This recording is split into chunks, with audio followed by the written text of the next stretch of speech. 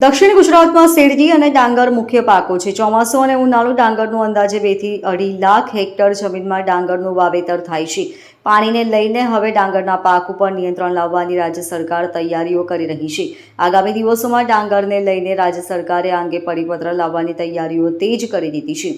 One અને પર્યાવરણ રાજ્યમંત્રી મુકેશ પટેલે કહ્યું હતું કે 1 કિલો ચોખા પકવવામાં 4000 લીટર પાણીનો ઉપયોગ થાય છે। આવનારા સમયમાં દક્ષિણ ગુજરાતમાં પાણીની તંગી ન થાય તે માટે ખેડૂતો પોતાની કુલ જમીનના 50%માં જ ડાંગરનું વાવેતર કરી શકાય તેવી તૈયારી કરવામાં આવી રહી છે। આ મામલે રાજ્ય સરકાર આગામી સમયમાં પરિપત્ર પણ લાવશે। ઉનાળુ ડાંગર ઉપર નિયંત્રણ લાવવાનો પ્રયાસ કરાયો છે। દક્ષિણ ગુજરાતના ખેડૂતો માટે આવનાર દિવસોમાં ડાંગરના પાક ઉપર સરકાર નિયંત્રણ કરવાનો વિચાર કરી રહી છે। ઉનાળાના સમય દરમિયાન પાણીની ખૂબ જ અછત રહેતી હોય છે। પાણીનો મહત્તમ ઉપયોગ ઓછો થાય અને ખેતી પણ સારી રીતે થાય તે દિશામાં સરકાર નિર્ણય લઈ શકે તેવી ચર્ચા વિચારણા શરૂ થઈ છે। ખાસ કરીને ડાંગરના પાકમાં ઉનાળાની સિઝનમાં ખૂબ મોટા પ્રમાણમાં પાણીનો ઉપયોગ થતો હોવાને કારણે ડાંગરને બદલે અન્ય પાક લેવા માટે ખેડૂતોને મનાવવાની તૈયારી શરૂ કરવામાં આવી છે। ઉનાળુ ડાંગરનો પાક ખેડૂતો ઓછો લે તેના માટે સરકાર નવો પરિપત્ર બહાર પાડી શકે છે। આવનારા દિવસોની અંદર સમગ્ર વિશ્વની અંદર પાણી માટે યુદ્ધ થવાનું છે। પાણી મરવાનું નથી। આપણે ત્યાં બે જાતની પરિસ્થિતિ છે ભરતભાઈ, પાણીનો પ્રભાવ પણ છે અને પાણીનો અભાવ પણ છે। જે અભાવ છે ત્યાં પાણી પહોંચી નથી શકતું, જ્યાં પ્રભાવ છે ત્યાં આપણે પાણી વેસ્ટ કરીએ છીએ। અત્યારે પણ ઉકાઈ ડેમની અંદર ફૂલ પાણી ભરેલું છે। મને જયેશભાઈ ખેડૂત સમાજના આગેવાન પણ બેઠા છે, એમને કહેવું છે કે જયેશભાઈ આ વખતે રેકોર્ડ તોડ 20000 હેક્ટરની ઉપરથી લોકોએ ડાંગર બનાવ્યું છે। 1 કિલો ચોખા પકવે, ડાંગર પકવે, એની પાછળ 4000 લીટર પાણી જાય છે। કેટલું?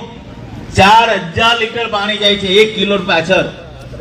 તમે વિચાર કરો, ગત વર્ષે 15 લાખ ગુણી આપણે ઉનાળુ ડાંગર પકવું હતું, કેટલું પાણી ગયું હશે? ભગવાનની મહેરબાની છે કે આપણા વરસાદ સારો પડે છે, ડેમ ભરાય છે, પણ બધા દિવસો આપણા માટે સરકાર નથી રહેતા। એટલા માટે અગાઉ પણ મેં વાત કરી હતી, સુગર મંડળીના ચેરમેનો, બધી જ મંડળીના પ્રમુખો આ મહિનાની અંદર મુખ્યમંત્રી શ્રી અને અમારા પાણી પુરવઠાના મંત્રી સાથે અધિકારી સાથે મીટિંગ રાખવાના છે કે આવનારા દિવસ આપણા માટે સારા જાય, પીવાના પાણીની તકલીફ ના પડે। તો એના માટે જેની પાસે આપણી જમીન છે એની 50% જ ડાંગર બનાવી શકે, 50% બીજું પાક બનાવી શકે। આવો અમે પરિપત્ર કરવાના છે। વન પર્યાવરણ રાજ્યમંત્રી અને ઉલપાડના ધારાસભ્ય મુકેશ પટેલે તાજેતરમાં જ એક કાર્યક્રમમાં મંચ પરથી ડાંગરને લઈને મહત્વની વાત મૂકતા અનેક પ્રકારના પ્રશ્નો સર્જાઈ રહ્યા છે। મુકેશ પટેલે પોતાના વક્તવ્યમાં જણાવ્યું કે આવનારા દિવસોમાં પાણીને લઈને યુદ્ધ થશે। આપણે ત્યાં 2 પ્રકારની પાણીની સ્થિતિ થશે। એક તરફ પાણીનો અભાવ છે અને એક તરફ પાણીનો પ્રભાવ છે। પાણીનો પ્રશ્ન આગામી દિવસોમાં વધુ મુશ્કેલ થવાનો છે। ત્યારે દક્ષિણ ગુજરાતની અંદર જે પ્રકારે ઉનાળામાં ડાંગરનો પાક લેવામાં આવી રહ્યો છે તેની પાછળ ખૂબ મોટા પ્રમાણમાં પાણીની સુવિધા ઊભી કરવી પડી રહી છે। એક રીતે કહીએ તો 1 કિલો ડાંગર પાછળ 4000 લીટર કરતાં પણ વધારે પાણી જાય છે। ગત વખતે દક્ષિણ ગુજરાતમાં 15 લાખ ગુણ ડાંગરનો પાક લીધો હતો। વિચાર કરો તેની પાછળ કેટલા પાણીનો ઉપયોગ થયો હશે। ભગવાનની મહેરબાની છે કે આપણા ત્યાં વરસાદ સારો પડે છે અને ડેમ ભરાઈ જાય છે। બધા દિવસો આપણા માટે સરખા નથી રહેતા।